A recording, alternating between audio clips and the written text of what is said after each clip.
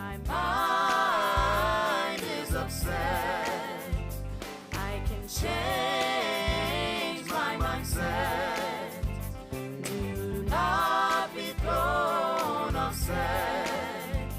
Rumor time reset. Rumor time. Good evening, everyone. My name is Vanessa Kelly Brew, and I am one of your hosts for this evening's Access Rumor Time conversation. My name is Dr. Yvonne Mary Laria, and I am one of the co-hosts Access Rumor Time Conversations podcast. Hi, I am Dr. Geneva Fleming, bringing you greetings all the way from South Carolina. And I am so happy to share that we have a special guest on the show tonight. Dr. Larry, would you like to introduce our special guest? It is my utmost pleasure and delight to welcome one of my bestest friends, Dr. Joanne Simone Deane. All right. And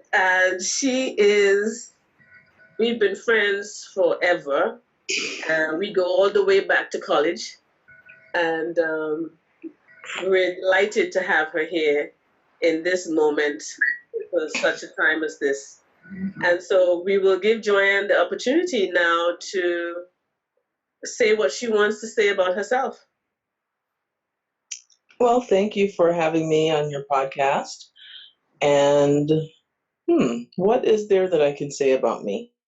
I am a God-fearing general dentist, mother, wife, and I know every day I pray that God would use me as an instrument of His love and through my work. And so that's basically it about me. Beautiful, and so welcome. Yeah. Thank you, Joanne. Yes, and welcome to our Access Rumor Time Conversations podcast. We're so happy to have you here with us this evening. Yes, delighted. And so we have been talking about the fallout from COVID-19, and so there have been so many different topics that we've been able to discuss so far. And what we are always focused on is the social emotional effects of the fallout. And this evening, we want to continue to talk about some of those social emotional issues that people are having.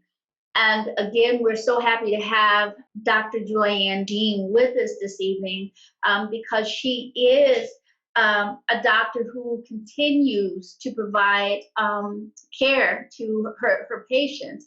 And so we would love to hear from you, Dr. Deane, about what are some of the struggles that you have as a professional who is continuing to provide dental services to your clients, and also just being a person who is also dealing with this like everyone else.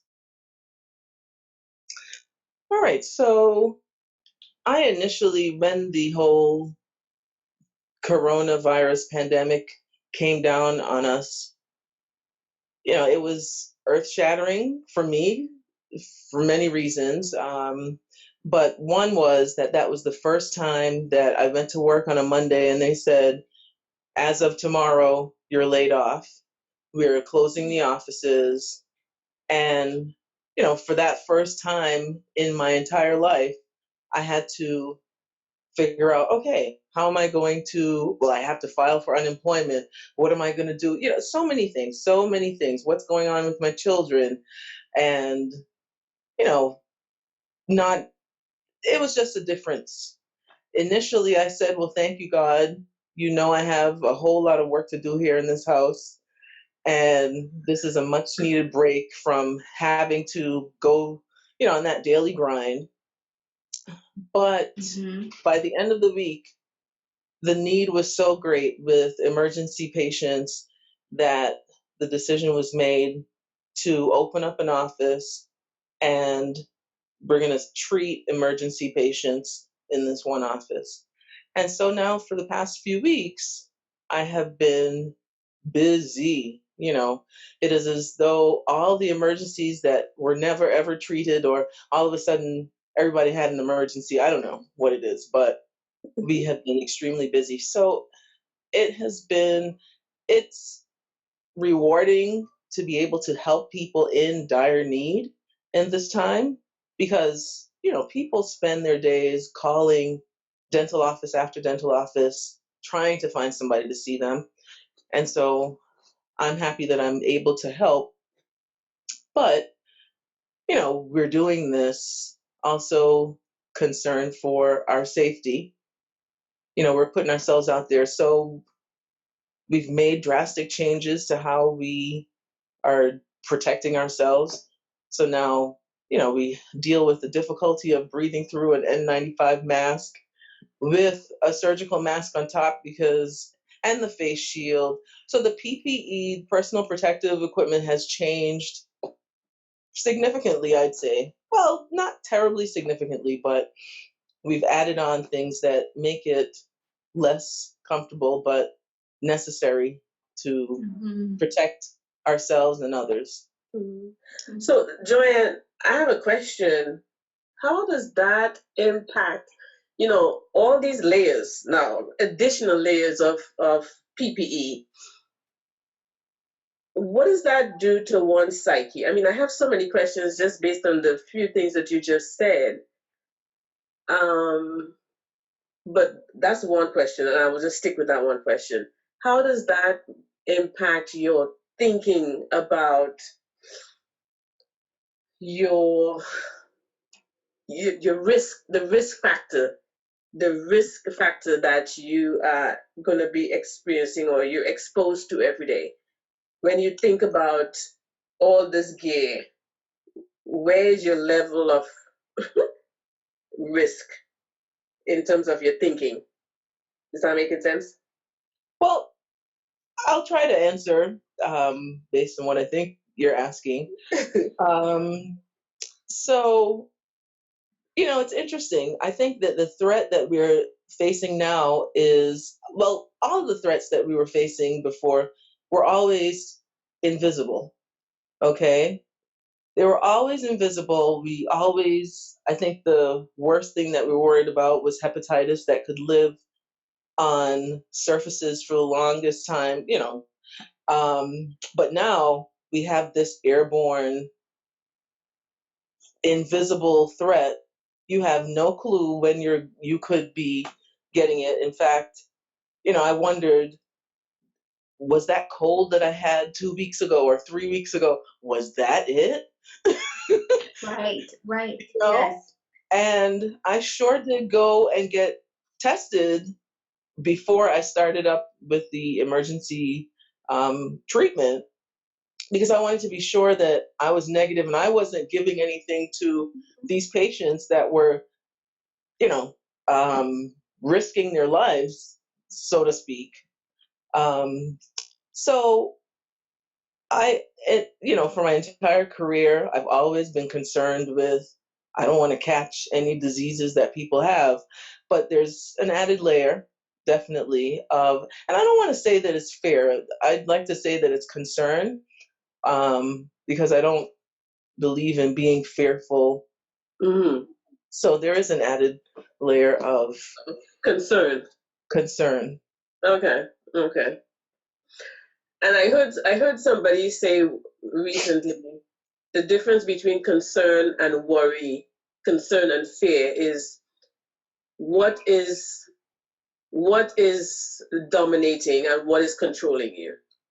Fear and worry is that those factors control your decision making. Concern is when you are in control of the factors. Mm-hmm. And fear and worry is when the factors are in control of you. So you're saying you're in control, and which means that you just have concern. You're just a concern. You're not on that other side.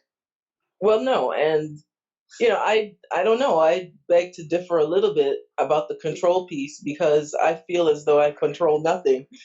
Absolutely Well, that's nothing. true. Yeah.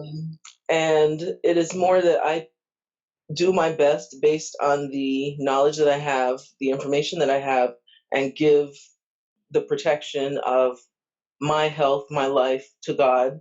Mm-hmm. And, that's it. I just do the best that I can. Mm-hmm. And leave the rest up to him. That's right. Yeah. So, Joanne, one of the questions that I have is I know that you had said that you are a mother. Yeah. And so when you are at work, you have all of this protective equipment on you. But what is your level of concern that, when you go to work and you are working, on these patients who, you don't know if they have anything or not, and then going back home to your children? So, obviously, it is a concern for all of us working there. What I have instituted, well, when we're at work, almost everything is covered, really. We wear a cap on our head and a gown, everything, face shield, the whole 9 yards. But what I do is I take my clothes off as soon as I walk through the door, at the door. A colleague of mine, I guess if I were a little bit more organized as she is, I would do what she does. She changes at work and puts her clothing in a bag. And, she comes in the same clothes, leaves in the same clothes, and just takes the dirty clothes in the bag. That's probably a better system than what I'm doing. My son is the only one who would potentially be in close contact with me when I first come home, but he has taken to giving the social distance hug. He just does the elbow bump, or he'll hug me from behind.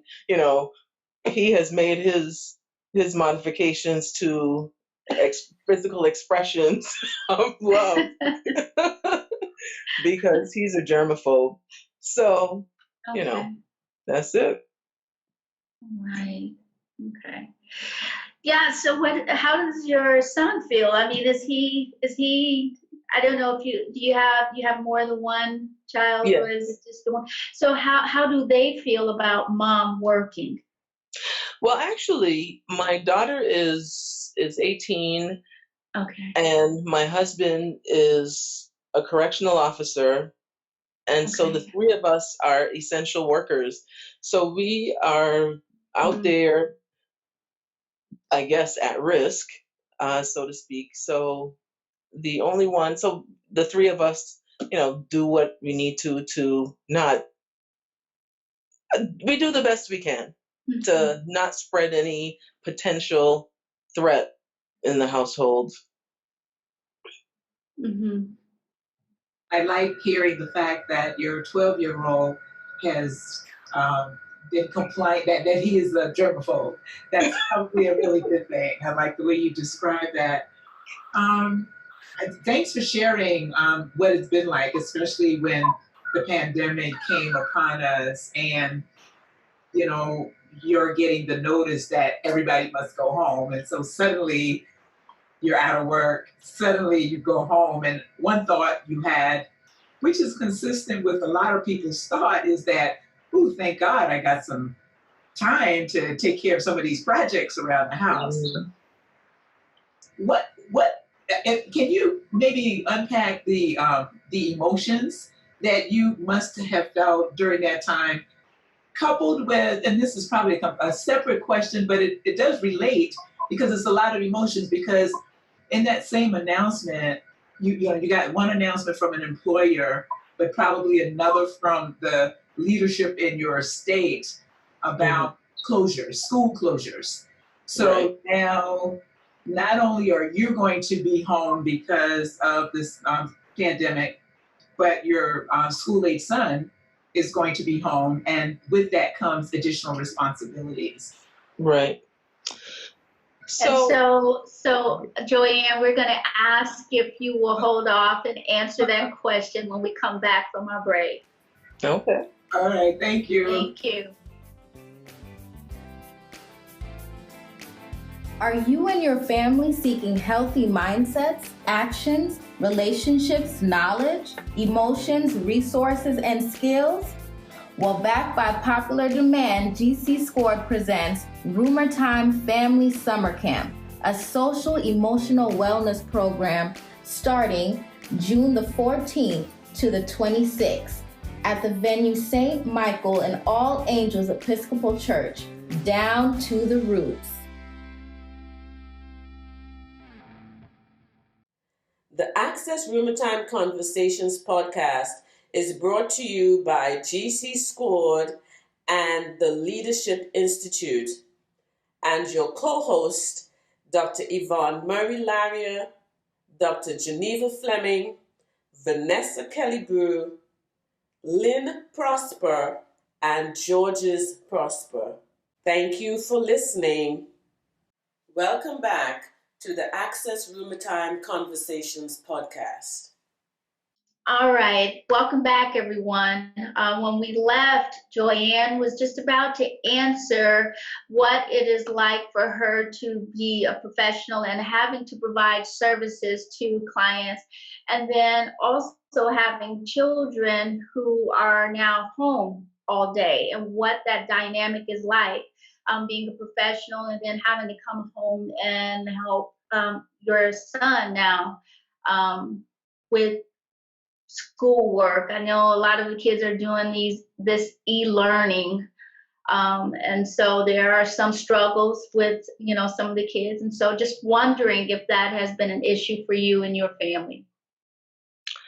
It has been quite an issue. In fact, so my daughter's a senior, and so she's a senior, my son is in 6th grade. And the schools were closed. We initially were told we were going to be closed for 3 weeks or so, I think it was.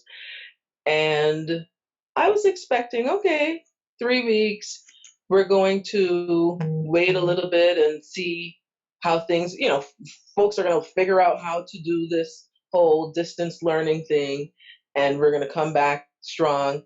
But shortly after the announcement that school was going to be closed, we got this email that the children also received and knew of, that there was not going to be any official learning. This was now an enrichment period. So, yeah, an enrichment period. Any assignments that are given during this period are strictly enrichment. Really? And, no, this is the first I'm hearing that version, that kind of discussion about it. That language, yeah. Yes. Yeah. Interesting. Okay. Only enrichment and optional. Optional. What? Yes, the completion of the assignments was completely optional, and this was spelled out in an email that the children received, parents and children. And Joanne is in the state. Joanne is in Massachusetts. Right. Yes. Okay. And so that came from your State Department of Education? That's correct. That is correct. That came from the school. I didn't realize well, did they spell out? It was from the State Department, the Department of Education, but sent to us from the superintendent's office. So immediately that presented a big challenge in my household, at least, because I have children who are goal oriented and driven, and they're like, well, why do I have to do this if I'm not getting any credit for it? What's the purpose?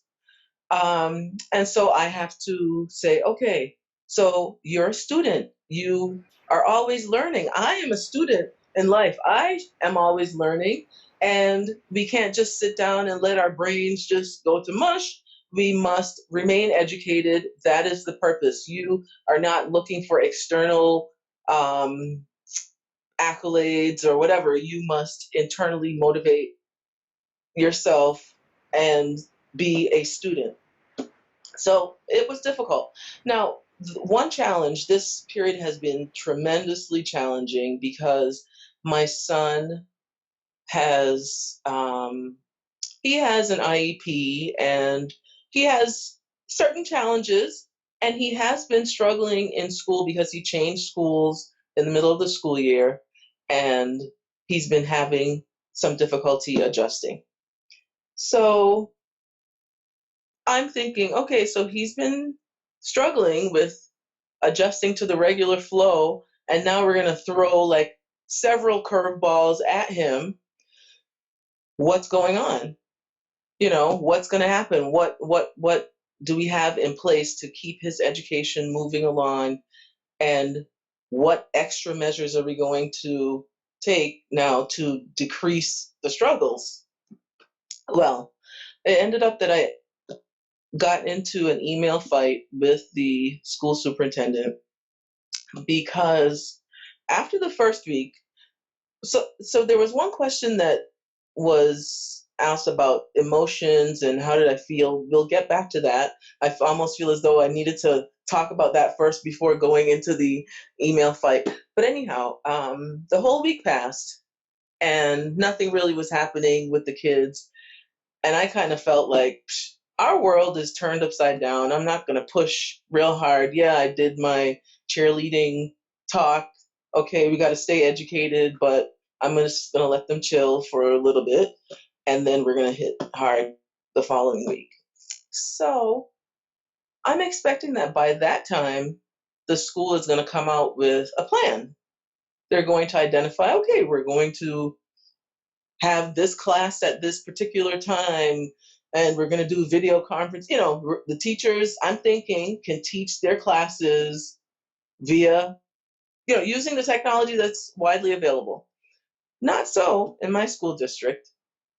And I said to the superintendent, you know, what's going on? I know that you have some children who probably don't have access to the internet. They may not have internet capable devices, but you know, Spectrum is giving free internet, so that's not an issue. I'm pretty sure you should have identified the students who don't have the devices. Maybe it might be more so the free and reduced school lunch, you know, people who receive free or reduced school lunches. Exactly. So what's the barrier? What's going on? Can we get this stuff out to them? And she let me know that that was not one of their plans. They weren't trying to do any of that.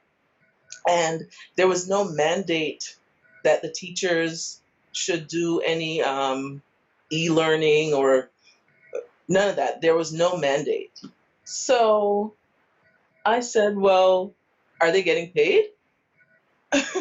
Are they getting paid during this time? Because Exactly. maybe That is a good question, right? Right. You know, maybe I had an unrealistic expectation. And if they're not getting paid, well, then I'm grateful because, to be honest, the teachers, you know, are sending emails. Oh, we miss you guys so much, and you know, here are these enrichment activities. You know, you could look at this and do this, blah blah blah. So after all was said and done, and so what upset me more about this was that I said to the superintendent, listen, for maybe some other children, just saying, here, do all of this work is good enough. Not so for my son. He needs to have someone, a teacher, somebody there with him to help him stay focused, to help him, you know, stay motivated, to help answer questions along the way so that he can do his work. I, unfortunately, am not in the house. I'm at work. So I need help. Somebody please help me because he needs help. And what are we going to do? That was it. There was no resolution. In my last email, I told her I knew that the district had failed our children when they sent out that email talking about, you know, it's just enrichment. And then she wrote me back saying, well, I can't help you. Now I know how you feel about the district, and I can't change your feelings. So, Wow. yeah, This is what the superintendent said. But do they recognize that their failure to have a plan is that they're actually planning to fail? And in Of fact, course. is implementing that even as we speak without having an organized plan to meet the needs of the students in that district. Joanne, I I'm wondering if what's the demographic composition of that school district? What would you guess? Well, let's see. I don't know, like socioeconomic, I don't know that really. I know that there are, in every class, there are probably about 2 Black students, maybe 1 Latino, there's some Indian couple, but then the vast majority, 90% white. I don't know. I have a related question. So that ruling is for the entire state or for a particular school district? No, This is the state? So the enrichment thing was for the whole state, but different districts interpreted that differently. Right. And what made me so angry is that as I met parents coming in with their children with their dental emergencies, I would just have a conversation. How's school going? How are you adjusting to this new thing? And I would hear what other school districts are doing, which was far more than what my district was doing. They were doing things that I would expect, where the children would have a check-in time and have, visual contact with their teacher. And not to say, so the superintendent said, well, we don't want children sitting down in front of a computer all day long. I said, well, of course I don't want that either. That is not what I want. But what some other people are doing is they have classes for 3 hours in the day and have the students doing their assignments then. And guess what? I don't know if you know, but unless you're there to get the children up and moving around, what are children doing nowadays but staring at a device? Mhm. So why not let it be educational? Absolutely. Exactly. So That's a sad commentary, and it's interesting because there's this in my mind, and from how you talk to people, what I've heard, and it could be, urban legend, it could be may not have much, research base, but you usually hear that Massachusetts and that area they're very, their education system is rigorous and is top of the line. And to hear that they're like, oh yeah, just enrich yourself. Just, just way. Don't worry, be happy. It's really it threw me off for a minute because I was expecting something, more of a higher standard and expectation coming from that part of the country. Yes, I agree with you. But as I said, this is not, this that I'm telling you is specific to my school district and not true for every other district out there. Mhm. So, but now that when we got the notification that school would be closed for yet another month, then they changed it to, okay, now we're going to be doing assignments that are due. You will be getting credit for these assignments. And things changed. They had to they didn't really make a big change. Now, some teachers will have class via video conferencing, some, but not all. Nothing has significantly changed for my son. I still am in dire need of some intervention for this experience to be more successful for him. But what I have found is that the people in the district, I believe not many of them are very tech savvy. This superintendent is on her way, she's retiring in a couple months. And One, If she didn't have plans to retire, I would think that after this experience, she would. be on her way out. Right. Yeah. Anyways. So that's what my husband says. He's like, just give her a break. She's on her way out. I'm like, no one gets any breaks because it's my children. My children need to move on in life. You know, my daughter says, I hope that the colleges understand that the incoming freshmen this year are going to be extra dumb.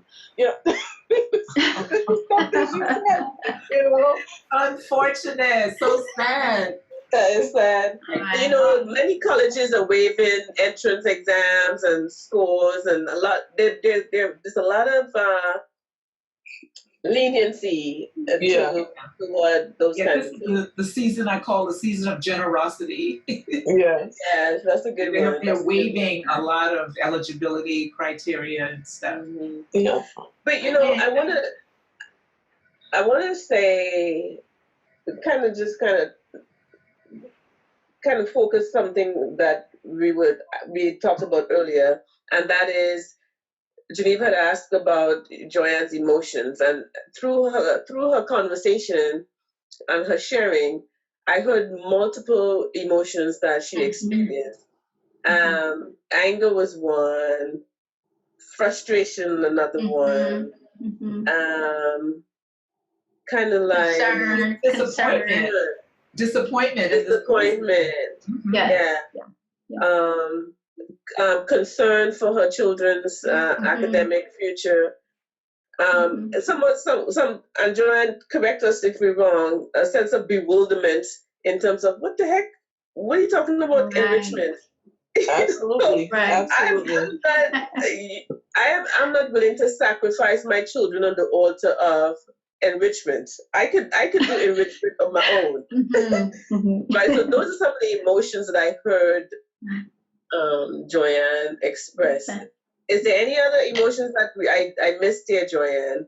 I kind of wanted to take you through the emotions that I felt from the beginning of the experience, the coronation, as some people refer to it. Yeah.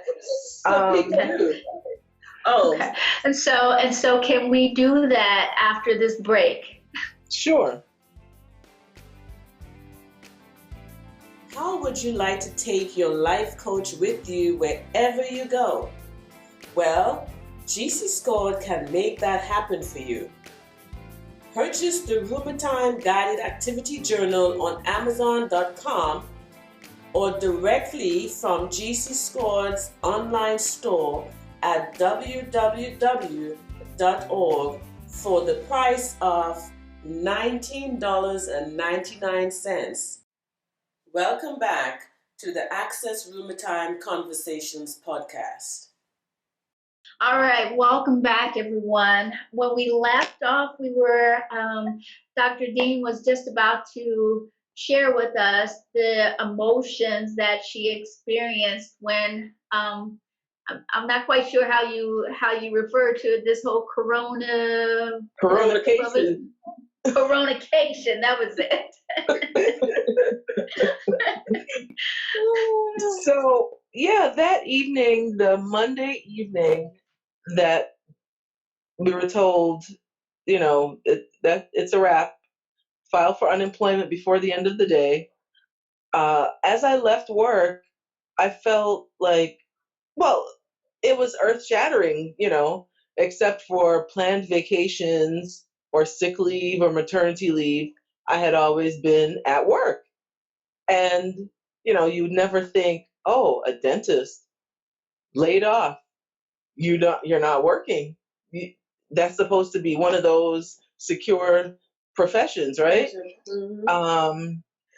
Joanne, do you want to tell them how much the unemployment was? Oh, well, yeah. So, so I filed for unemployment the next day, and then came to find out that the maximum for the state is $823 a week, which actually I've come to learn is pretty good compared to other states. The $823 a week. You know, that evening that I came home, or was it the next day? It may have been the first evening. I was feeling sad. I was feeling sad. I was driving home and it was gospel music that saved my life. You know, Thank God for gospel music. Yes, thank God for gospel music. I was jamming to For Every Mountain, you know. And that's you my went old song. school, girl. You went old school. That is the jam. That's it. That was my song. It was on repeat. It was on repeat. And I came home, and my daughter was, I don't know if she got called out of work. They told her, we don't need you right now, or what it was. And she was like, I need to go to work. I need to make money. You know, what's going on? And I said, listen, girlfriend, you're worried with Burger King money. Let me tell you how much my bills are. And I went down the list of my practice loan, you know, my mortgage, you know, all big money. Okay, big money. Big money that I would not have any way to pay except to dip into emergency funds. And I'm like, this is what I'm talking about. So shortly thereafter, like a half hour, she came into my bedroom and she was just crying. She's like, Mom, I need a hug. I need a hug. This is all just too much for me. And then I regretted sharing that information with her. It wasn't as though I was not valuing her feelings about being concerned with losing her Burger King money, as I called it. And then I felt sad and sorry and guilty for putting my concerns on her because I wasn't feeling it like how she was feeling it, you know. So I told her, listen, this is not your worry, and God will provide. God got us, and you know, this is not something that you need to worry about. Interject here, Dr. Deane. It's as if you and your daughter really was experiencing similar emotions. Your response to it may have been different. Y'all were experiencing similar emotions to the same news. So it was not just a singular impact in your house.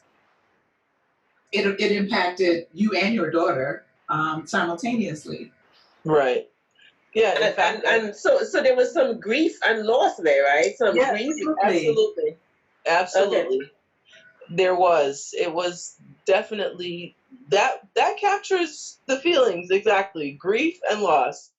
And so then, you know, I started to be, as I said, I thanked God. I'm like, oh God, you see, you're looking out for me all the time. And I'm going to get to clean. I'm going to get to declutter my house, et cetera, et cetera. Tuesday morning came and I woke up early, you know, because I was meant to go to work, right? But then actually I stayed up really late because I couldn't sleep. I say I wasn't worried, but obviously, you know, your brain is going to do what it's going to do and your body is going to follow the brain. There was concern and worry that prevented sleep. And so I was just tired the next day and I went to sleep. I slept a lot. And can I tell you, I did nothing that whole entire week. I mean, I was bothered by, I shouldn't use the term bothered, but emergency calls kept coming. And even if I wanted to do anything, we just had to answer these emergency calls, keep calling back the patients, call in prescriptions to the pharmacies, triage people, not get paid for it, by the way. But we're doing all of this and I got nothing done. The only thing I got done was to call back these emergency people because after the grief and the loss, I don't know, maybe that is how the grief and loss manifested itself. Then I was like, am I depressed? How come I can only sleep? Yeah, and that's exactly what it is, right? That is, sometimes you nailed it. You nailed it. That is it. It can paralyze us to some degree and almost immovable. So yeah, our mind is saying, wow, I can do all these wonderful things. It's like, wow, suddenly I have a clean canvas on my calendar, no appointments, and I can do all these wonderful things. But yet we are so emotionally drained and strained by limbo because we don't know what's going to happen next. We're just sort of in this blurred state that it can, to some degree, paralyze us. It immobilizes us, and to keep us from being functional in the way that we're used to being functional. And Yvonne, you're muted, but I want to just say that this is the very thing that the author was talking about in that article about stop romanticizing the lockdown. Because on the one hand, we want to recognize that, yes, we can do all these things that we haven't had time to do in times past, but yet that message does not acknowledge the emotional strain and drain and impact that the pandemic is having on our thoughts, our interactions, our mindsets, and our emotions. So, I have class on Tuesdays and Wednesdays, and since, COVID, I kind of talk with my students. We always had a check-in, but the checking in is how are you doing in, helping them to recognize their time, their thoughts, interactions, minds and emotions as it relates to self, others, and Corona. And yesterday, Tuesday and Wednesday, the theme, the emotion that ran through everybody in my two classes was this feeling of unmotivated, lack of motivation. And I talked to them about that is one of the ways that grief and loss expresses itself,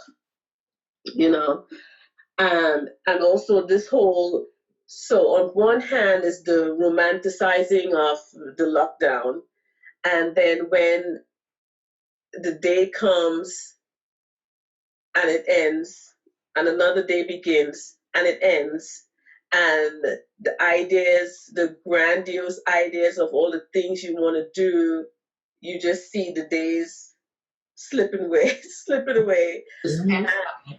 And after a while, you don't have the energy, you don't have the motivation, because it's like, what's the point? And another emotion that people described was that whole thing about uncertainty. Uncertainty, which feeds into that lack of motivation, because you're like, well, you know what? I don't know what's going to happen tomorrow. So you know what? I'm not even going to do nothing. So yeah, Joanne, back to what you were saying about the emotional impact of it all, and how it's not only you but your daughter as well. Yeah. So, Dr. Deane, so I am wondering, how were you able to find that that motivation? You had talked about you just had a feeling, or you wondered if you were experiencing depression. So, yeah, how were you able to find that motivation to then, go back to work, even in the midst of everything that was going on, is going on? So the motivation to go back to work it was pretty easy. It's not that I put paying my bills in front of my health, but it was a nice combination. Even today at work, I said, I feel blessed to have had the opportunity to come to work and make some money, even though we're putting ourselves at risk. So it was that balance of wanting to be helpful and productive, but also not having to feel the financial burden, the stress of that I had felt in the days prior. before going back to work, of course. Yeah. And that is a very real thing for a lot of people, having to deal with this financial stress from this. So I heard you say like they were paying $823 a week, but for a lot of people, that here around here, that for a lot of people, you know, they wish they were able to bring home that much in unemployment. And so for a lot of the people around here in this area, they are getting significantly less than that. And so again, there still is this very real concern and, you know, about how are we going to manage, you know, our financial responsibilities during this time. So, yeah, which is adding to this, like you said, this whole feeling of, you know, depression and because it can be overwhelming, right? Thinking of everything I need to, all of these financial responsibilities that I have, and this little money that I have to do it with, to take care of all of these responsibilities. Right, and some people at this point, especially people who are in, I guess, blue collar jobs, as they call it, laborers, you know, unskilled workers, people who do contract work, and they're not getting anything really, and they still have to take care of their families, pay the rent, help teach their children at home, while feeling all these feelings that we just discussed here. This is why I believe the social emotional wellness fallout is going to be greater than the financial fallout and the physical health fallout, because that is something that stays with you, and it impacts not just those who are here now, because what it's doing, right? Because one of the things we know about trauma, it rewires the brain, and this is a traumatic experience for the globe.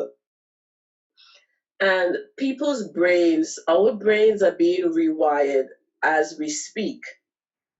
And with that rewiring of the brain,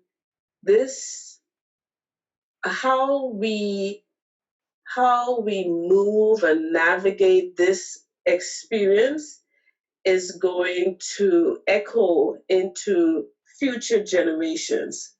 Just like when I wasn't around, but apparently the Great Depression, what it did in terms of with the baby boomers, how they saw the world, how they navigated the world post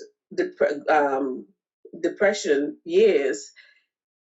And you hear people hark back to that. You know, my family grew up, my parents were depression, you know, people from the Great Depression, and when we hoarded stuff, or we made sure we never lived outside of beyond our means. And so a lot of interactions, a lot of ways that people were living and framing their lives was influenced by the Great Depression. And we experience it now, right? We see that demonstrated now in ways that relationships were formed, people manage money, et cetera, et cetera. That's going to be what is going to be happening now and in the future, right? This is going to have long-lasting social, emotional, some people want to say mental health, behavioral health implications for generations. generations. And so when companies may bounce back, when the economies bounce back, people are still going to be experiencing fallout or consequences, social emotional consequences, relationship consequences, intrapersonal relationship consequences, and interpersonal relationship consequences from this experience. And we have to, what we're trying to do is to help people recognize it, understand, manage, find ways to express it in a healthy way, and also reflect on this, right? How can we move forward? As you know, what kinds of plans are we laying for that? But this is some serious stuff. Yes, it is.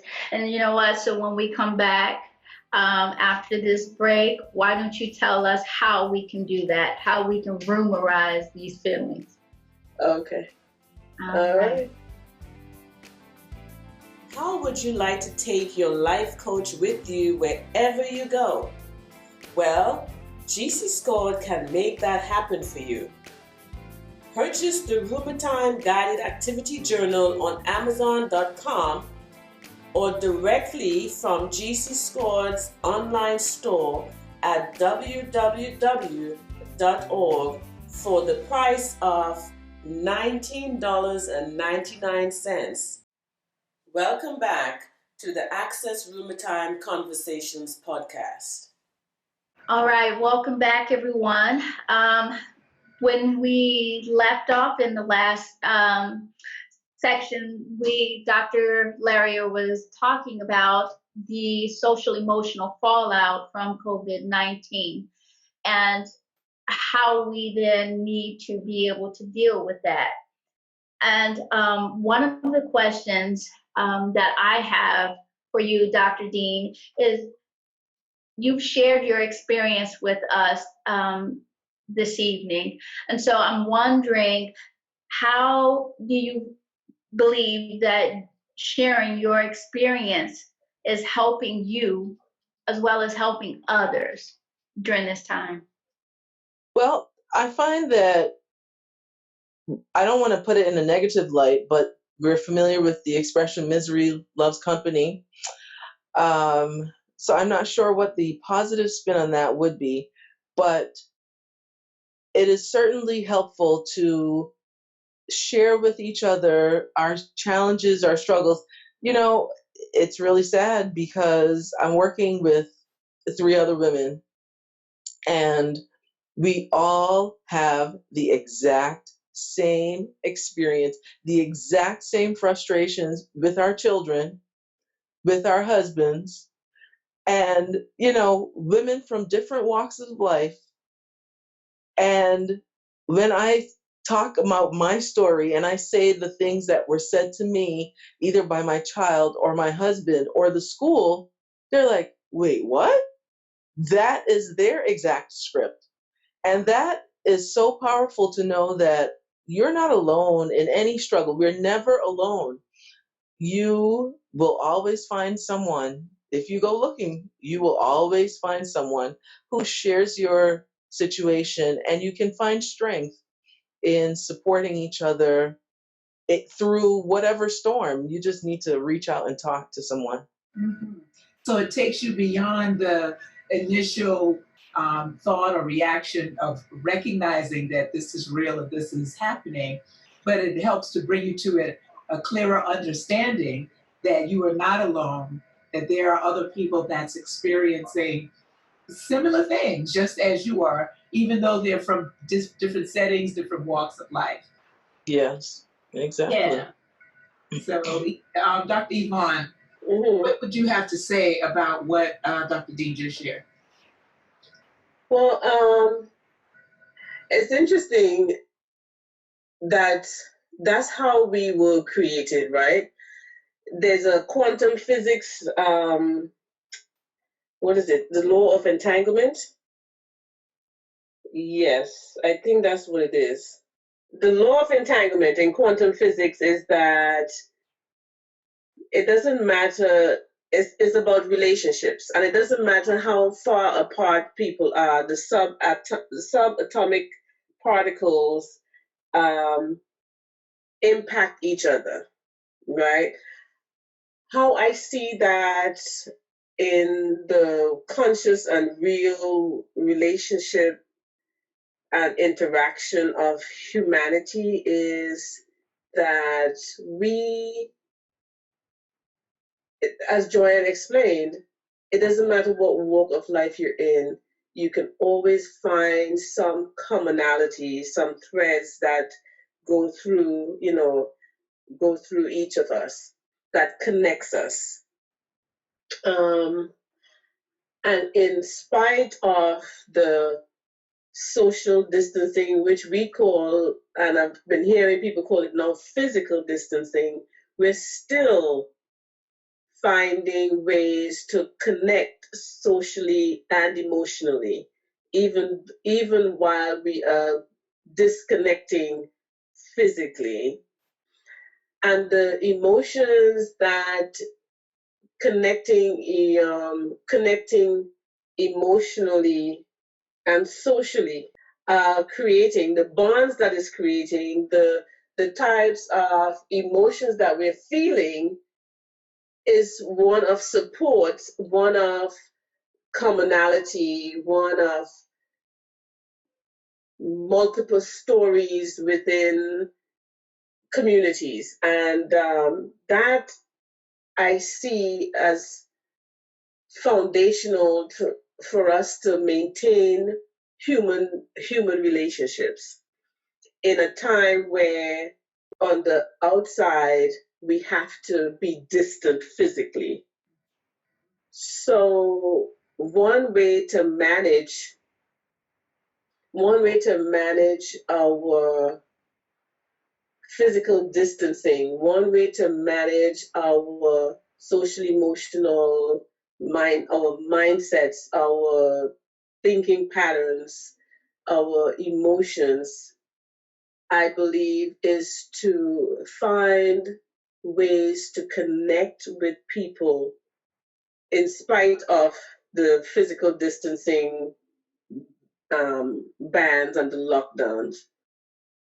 Find ways to connect with people or with yourself, right? Find ways to connect with yourself intrapersonally. What can I do to connect with me, so that I am able to connect with others? Share your stories, share your emotions, share. Find opportunities to share, because in your sharing, again, like the law of entanglement, in your sharing, you are helping somebody else. And we should not underestimate the power of story, right? The power of the narrative of our experiences. It is powerful. It is absolutely powerful. And I think, as Joanne experienced at her workplace, I think more of us can experience that. And that's one of the reasons why we have this podcast show, so that we can hear stories, we can share stories of the process, people's thinking processes, people's way of managing this pandemic on a social and emotional, in a social and emotional space. I think these are opportunities to help ourselves cross this, or not, just not just cross, but walk through this pandemic and come out, still whole and better. So that's how I would encourage people to, navigate this pandemic, is by sharing and caring, right? Sharing caring for yourself and others, but also sharing your story, sharing your struggles. I don't think we have time right now to be perpetrating like you have it all together. Ain't nobody got nothing all together right now. And in that process of sharing is learning, learning how to manage, because just through the process of sharing our story, like Dr. Deane just mentioned, when she shared her frustrations, with either the educational system in her district or, concerns, discussions with her spouse or something else, it resonates with her own coworkers. So just having that opportunity to share and everybody sharing their story, perhaps there is some silver lining. There is something that we may be able to learn. We may be able to bring it back and apply to our own situations. But just the mere fact of, I don't want to use the term mind dumping, but getting it off your chest, being able to, express. Thank you. To be transparent and express what you're really, experiencing, feeling, thinking, that you can share it with your colleagues, and they can do the same thing back. That in and of itself, I believe, can be a freeing experience, and then learning from each other's story, ways to manage. Yeah, I agree. Yeah, so this has been wonderful. I am so glad you made yourself available and share with us, Dr. Joyanne Deane, on like I said, we've talked about this topic, but we have not had a live guest to share directly, your personal experiences and what you are experiencing. It fits the literature and the things we've been talking about. So thank you very much. Live communication open. Yeah, thank you. So I want to share a little bit more about how quantum entanglement, the law of theory and the law of entanglement, this explains it clearer. So quantum entanglement occurs when two particles become inextricably linked, and whatever happens to one immediately affects the other, regardless of how far apart they are. So how that relates to our social or physical distancing, right?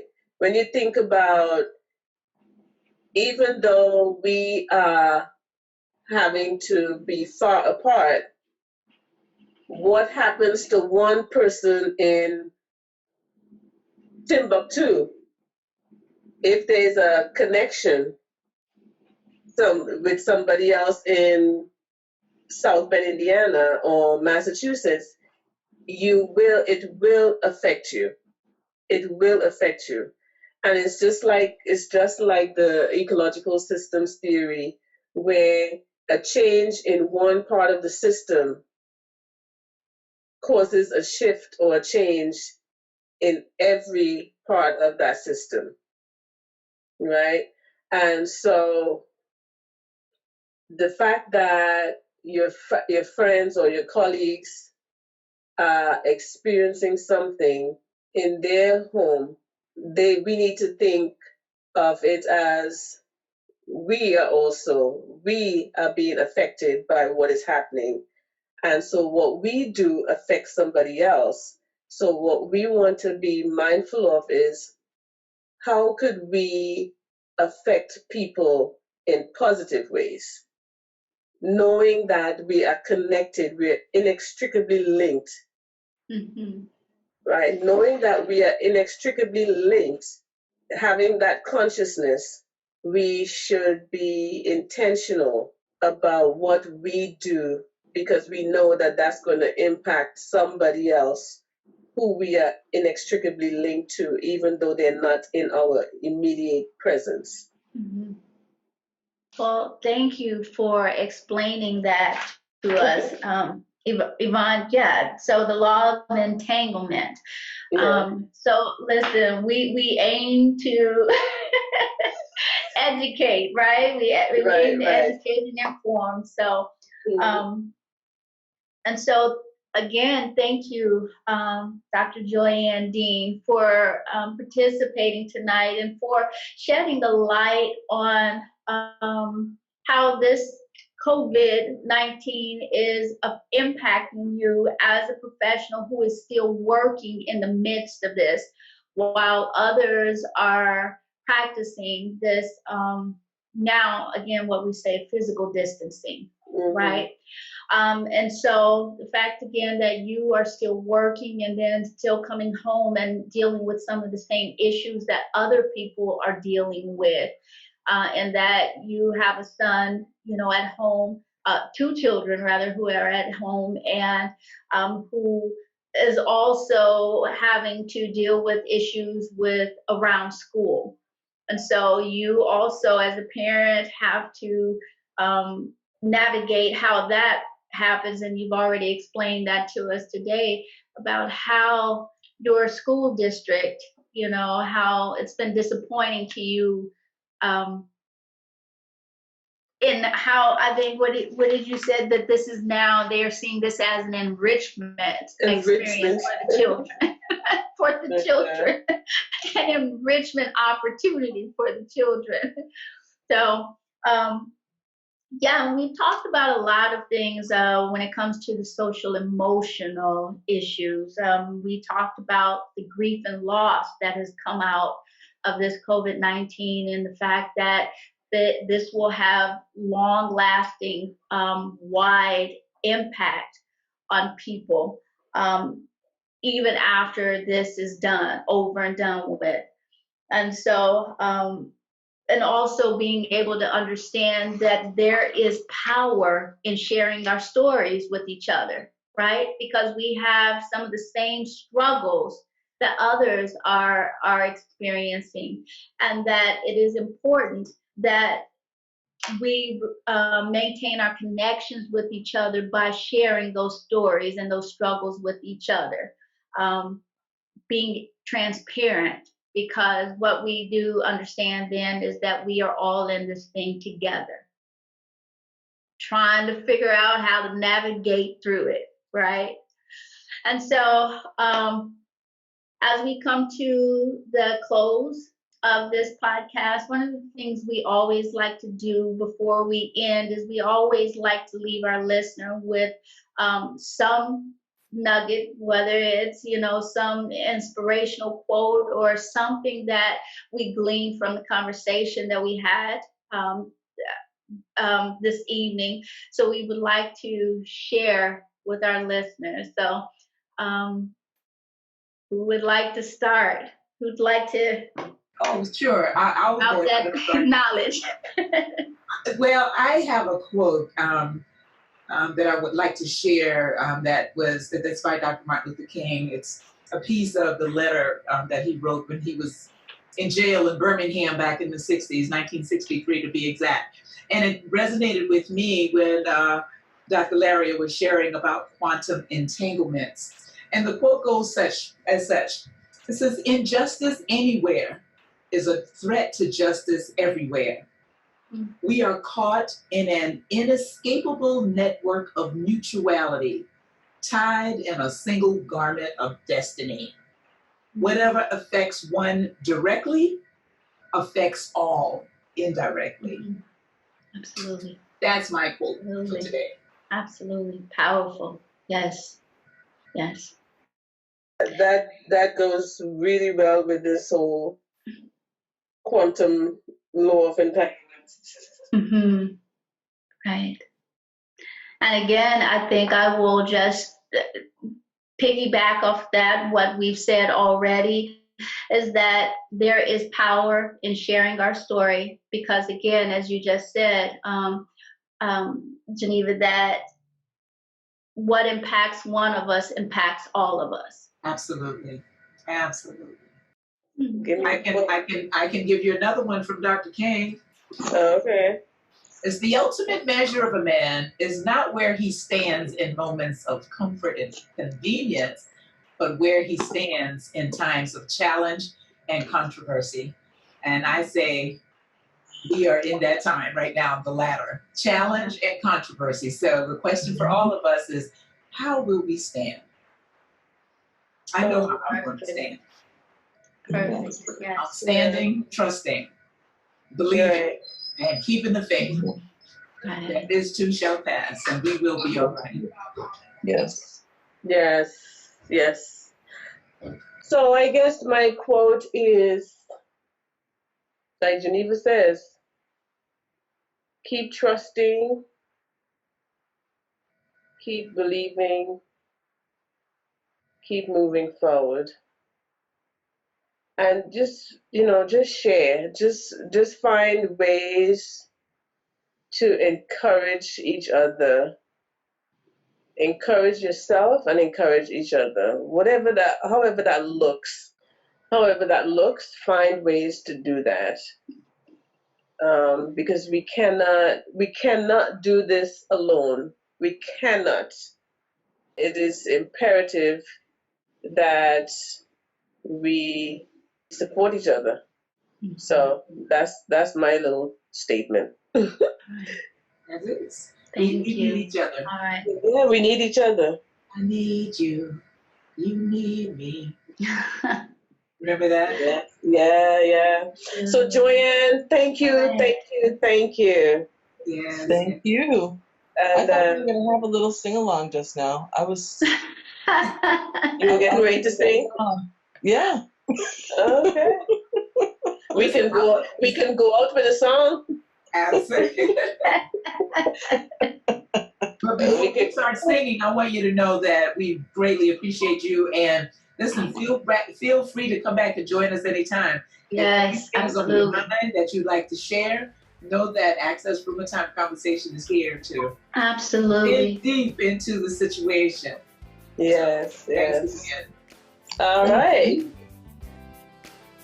You have been listening to the Access RUMERTIME Conversations podcast, where the time is always rumor time, where we equip you to solve your problems one rumor at a time, where we educate you to transform your stories one rumor at a time, and where we empower you to become your own life coach one rumor at a time. Thank you for listening, and see you next time.